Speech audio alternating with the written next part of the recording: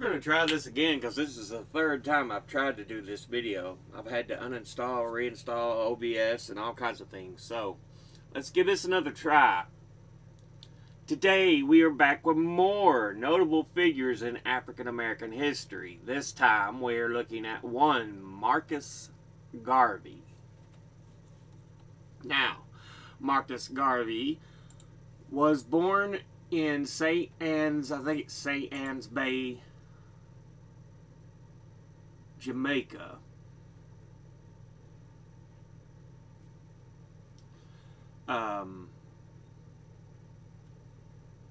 Let's see, yeah, St. Anne's Bay, Jamaica, August 17th, 1887. And he was born to his father, who I believe was a stonemason. Yeah, and his mother a domestic worker farmer. He was the last one of 11 children. But yeah, he was educated. He described his father as severe, firm, determined, bold, and strong, refusing to yield even to superior forces if he believed he was right. And of course, his father also had a large library where Marcus Jr. would learn to read.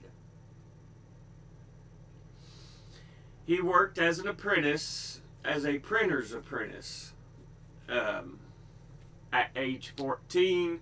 In 1903, he traveled to Kingston, Jamaica, and soon became involved in union activities. In 1907, he would take part in an unsuccessful printer's strike, but in him it kindled a passion for political activism. He would travel throughout Central America before showing up in London in 1912. Where he attended the University of London's Kirkbeck College and worked as a messenger for the African Times and Orient Review.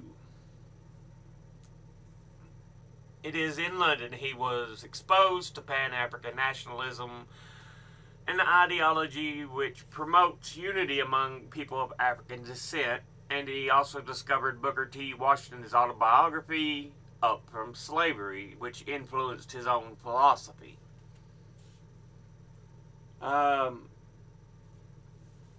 He would return to Jamaica 2 years later,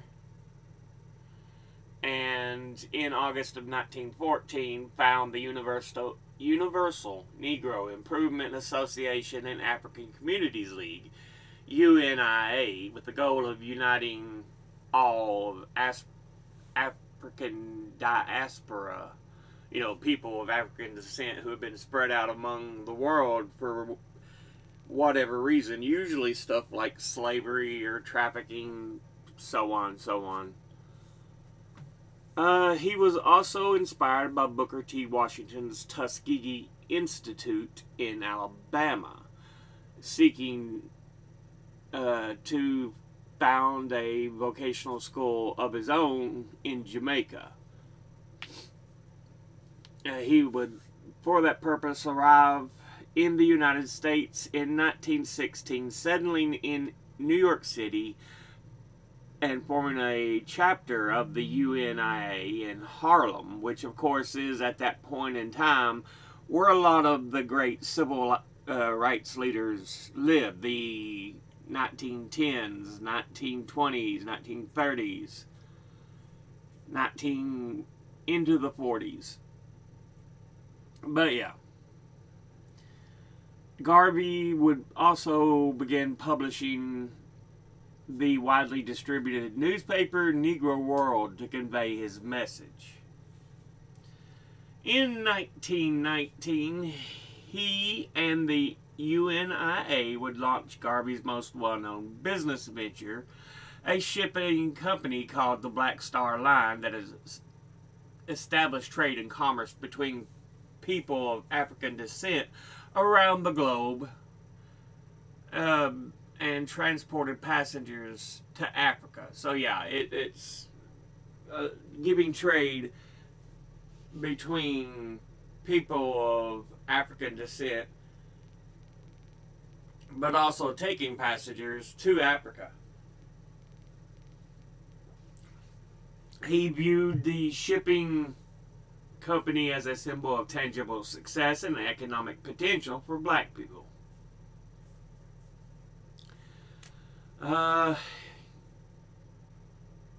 At the same time, Garvey started the Negroes Factories Association, a series of companies that would manufacture marketable commodities in every big industrial center in the Western Hemisphere and Africa.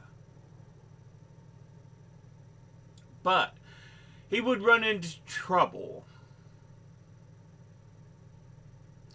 1920, the UNIA claimed an estimated 4 million members and held its first international convention at Madison Square Garden, and before 25,000 people.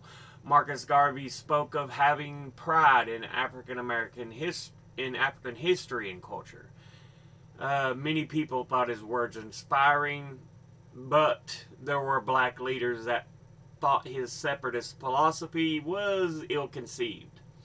W.E.B. Du Bois, a prominent black leader and co-founder of the NAACP, National Association for the Advancement of Colored People, called Garvey the most dangerous enemy of the Negro race in America, while Garvey called Du Bois an agent of the white elite. But there would be even further issues on the horizon, and it wasn't just Du Bois he had to worry about. FBI Director J. Edgar Hoover was set to ruin Garvey and his ideas. Hoover was threatened by the black leader and feared he was inciting black people across the country to militant defiance. He referred to Garvey as a notorious Negro agitator, and for several years worked to find damning personal information on him, even going so far as to hire the first black FBI agent in 1919 to infiltrate and spy on Garvey.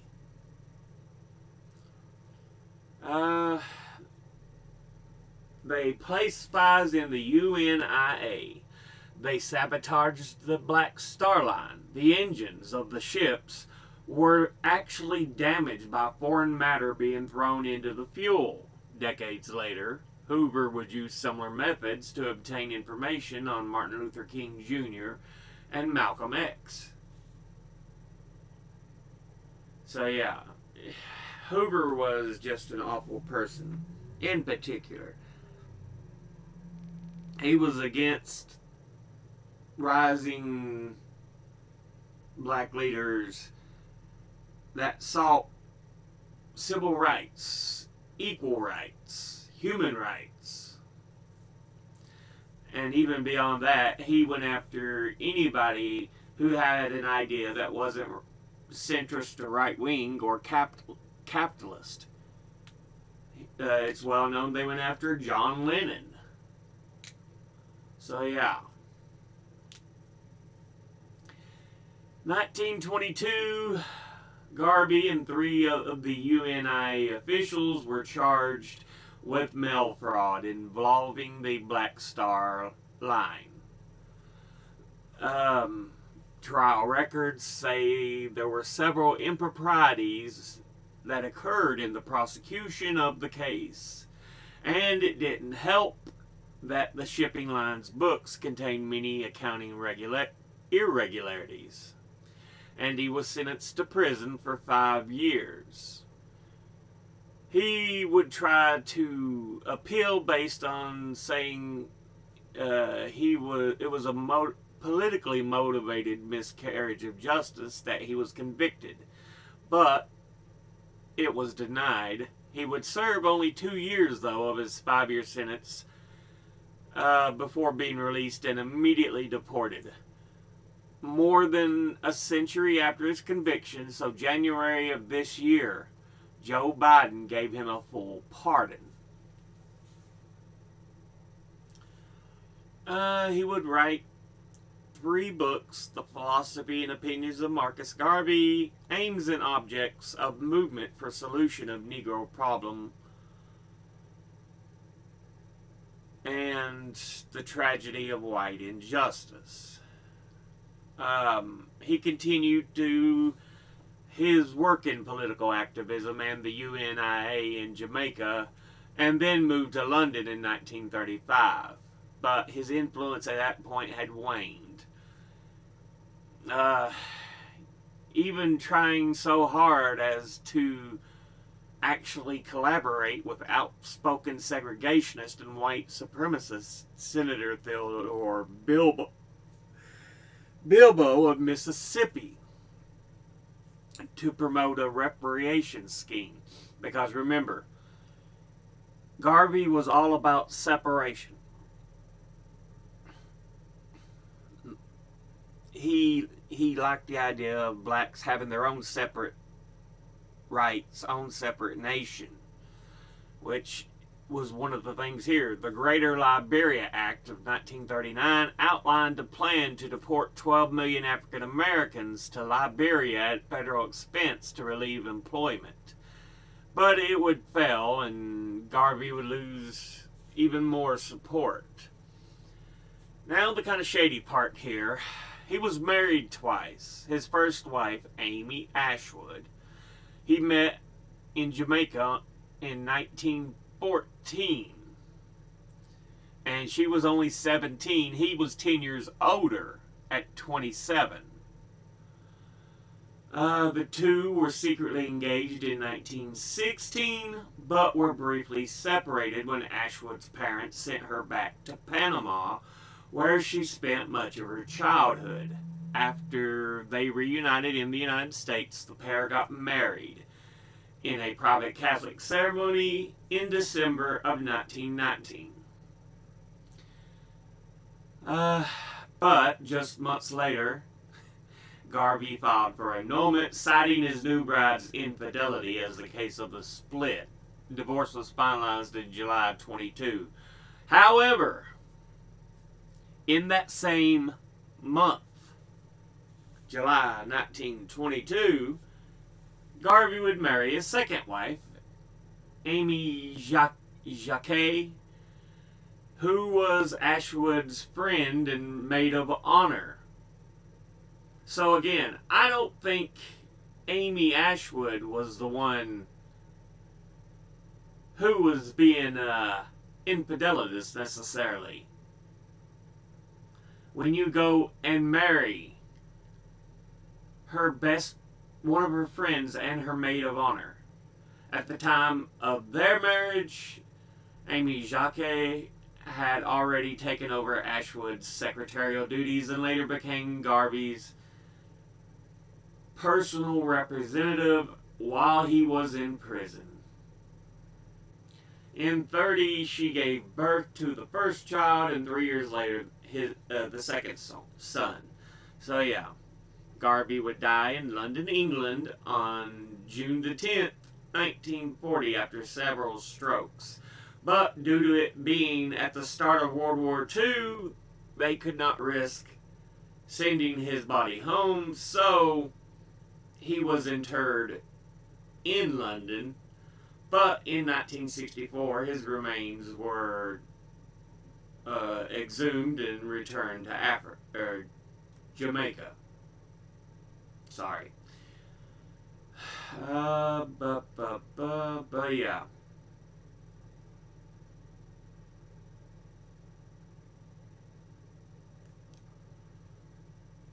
Anyway. Let's go ahead and look at Britannica.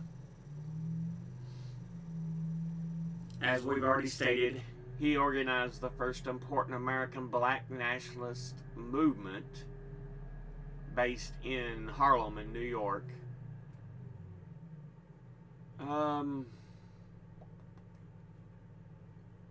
He organized the first By important American 1919, black the nationalist Rising Black movement Moses, as he was being called, based claimed a in following Harlem, of in about New 2 York. million people, though the exact number of association members was never clear.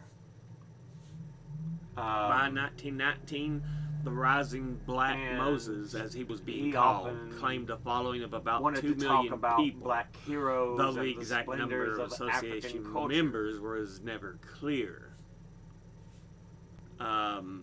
He argued that black people would be respected only when they were economically strong and preached an independent black economy within the framework of white capitalism.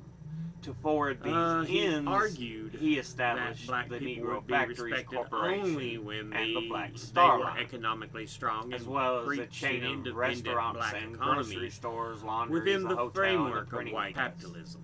To forward these ends, he established the Negro Factories Corporation and the Black Star Line. At the height of his power, he would hold an international convention in Liberty Hall in 1920 with delegates present from 25 countries wearing military regalia. Garvey led an estimated 50,000 people in a parade through the streets of Harlem to celebrate the event. But, yeah, his doctrine of racial purity and separatism, even going so far as to approve of white racist Ku Klux Klan because it sought to separate the races. Remember, we already talked, he wanted to separate black and white, and even went so far as working with white supremacist Theodore Bilbo in Mississippi. White separatist, not a supremacist, but yeah.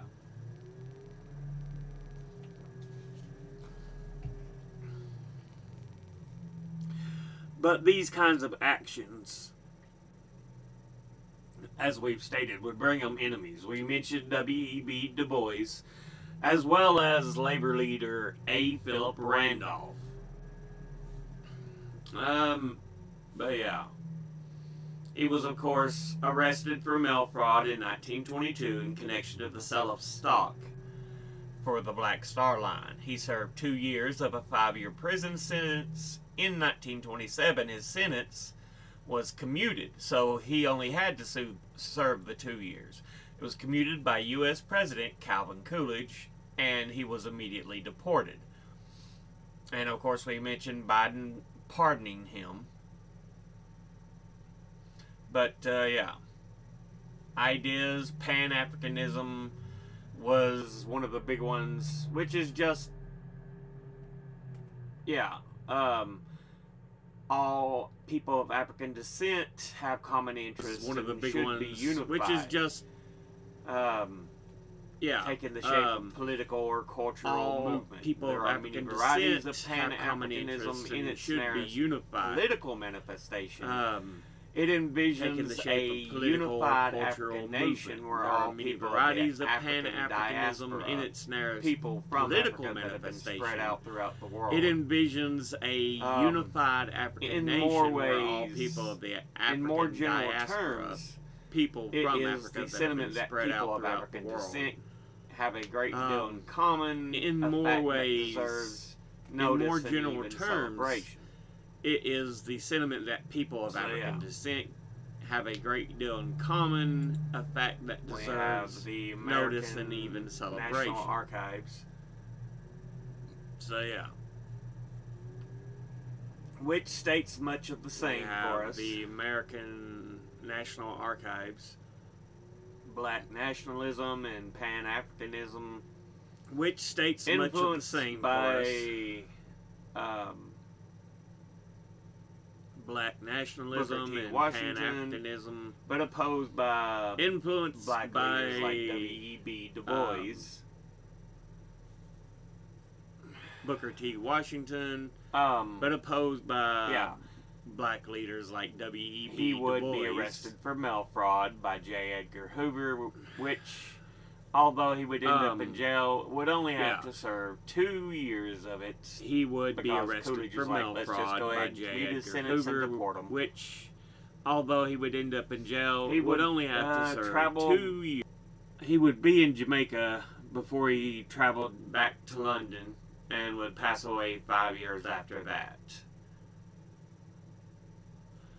Despite his controversial reputation, Garvey's legacy continued to instill pride and inspiration among many black people throughout the diaspora. His ideology has influenced members of the Nation of Islam, I cannot talk, the Black Power movement, and the Rastafari movement. So yeah. So, while he is kind of controversial with some of the things, others, it's common sense.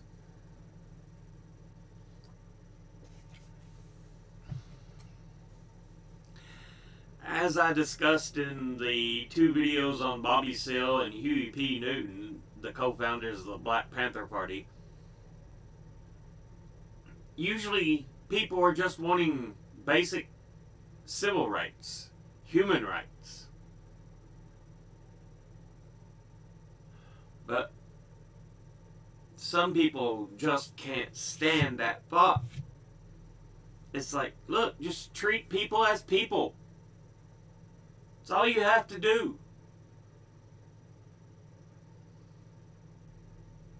I mean, that's essentially what being woke is. Understand there are things in this world that hurt people. Understand that there's things you can do to keep from hurting people. And you'll probably end up fine. But there's so many people that act like woke is evil, and I'm like, really? Seriously? And I'm just like, really, guys? Is this the world we live in? But yeah. We'll go ahead and end this episode there. As always, educate thyself. Think, read, study, learn. Someone tells you something you have trouble believing, ask them to cite their sources. I'll be putting these links and sources in the description box below the video. Thank you all for watching. I'll see you all in the next one. Until then, later.